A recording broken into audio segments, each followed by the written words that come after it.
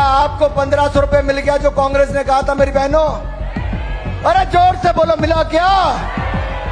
ऐसा कोई बचा नहीं जिसको कांग्रेस ने। मेरी बहनों 2 रुपए किलो गोबर, 100 रुपए लीटर दूध खरीद लिया क्या? अरे किसान भाइयों खरीदा क्या?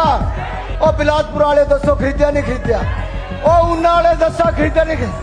ओ मीरपुर वाले हो, ओ धर्मपुर वाले हो, बहुत सारी योजना में बहुत कुछ कह सकता हूं, लेकिन मैं आपसे एक बात पूछता हूं, क्या आपको 1500 रुपए मिल गया जो कांग्रेस ने कहा था मेरी बहनों? अरे जोर से बोलो, मिला क्या? अरे ये तो कांग्रेस के बड़े नेता कहकर गए थे कि पहली कैबिनेट में पास करेंगे, अगले महीने से 1500 रुपए मिलेगा।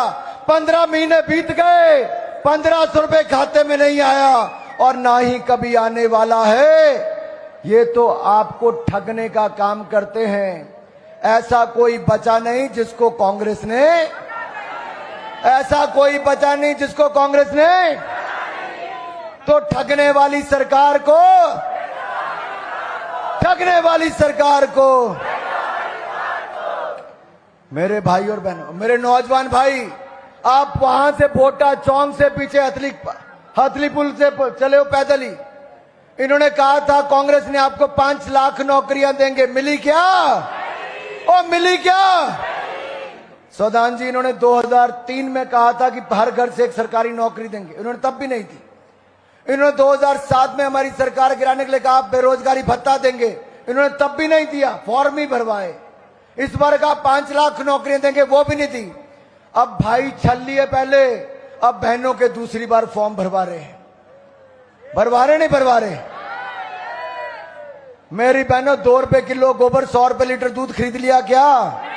अरे किसान भाइयों खरीदा क्या? ओ ठाकुर साहब खरीदा कि नहीं खरीदा? ओ बिलासपुर वाले दसो खरीदा नहीं खरीदा? ओ ऊना वाले दसा खरीदा नहीं खरीदा?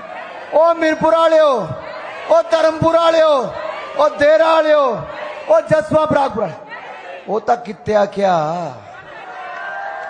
ओ कित्या क्या? ओ कित्या क्या? तब वोटा कुछ देनी। भाई बिंदल जी और जयराम जी कह रहे थे कि ऐसा जन सैलाब कभी नहीं देखा। भाई बिंदल जी, मैं इतना ही कहना चाहता हूं,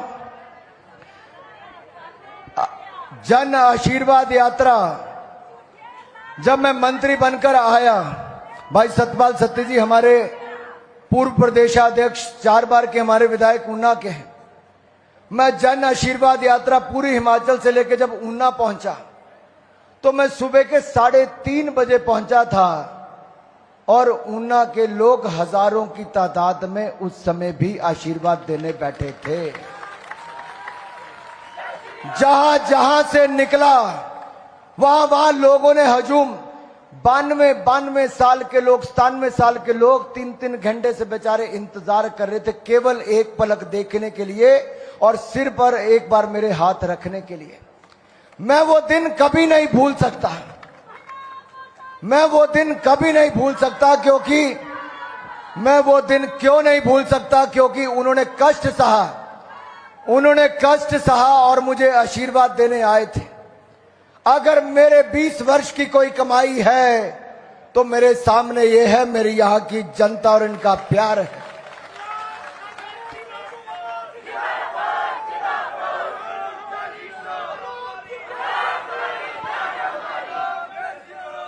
भाई और बहनों, भारतीय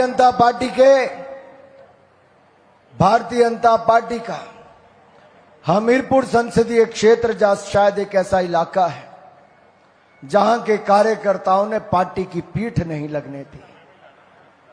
जब जब चुनाव आया आपने कमल का फूल खिलाया, जब जब चुनाव आया आपने घर घर जाकर प्रचार किया।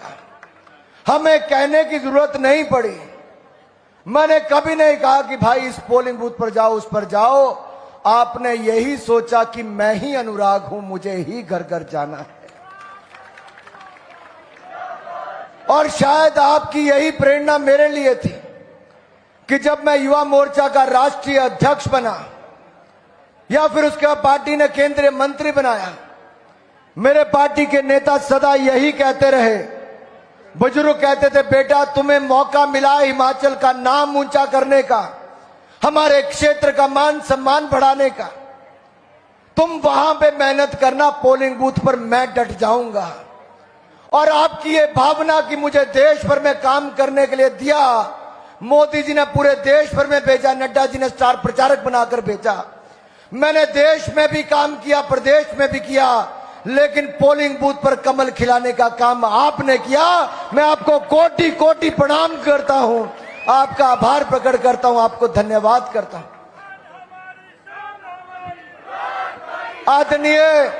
आदरणीय प्रेम कुमार धूमल जी यहां पर है, जिन्होंने वर्षों तक भारतीय जनता पार्टी को संगठन के रूप में भी सिंचा है, आगे बढ़ाया है। सरकार बनाई तब भी चौमुखी विकास किया है। इनसे पहले आदरणीय शांता कुमार जी ने हिमाचल प्रदेश में दो बार सरकार बनाने का काम किया, और जब भाई जयराम जी को अवसर मिला, भाई जयराम जी ने भी हिमाचल प्रदेश का चहुमुखी विकास किया। मैं इन सभी नेताओं का बहुत बहुत आभार प्रकट करता हूं कि इन्होंने हिमाचल प्रदेश की सेवा में कभी कोई कसर नहीं छोड़ी।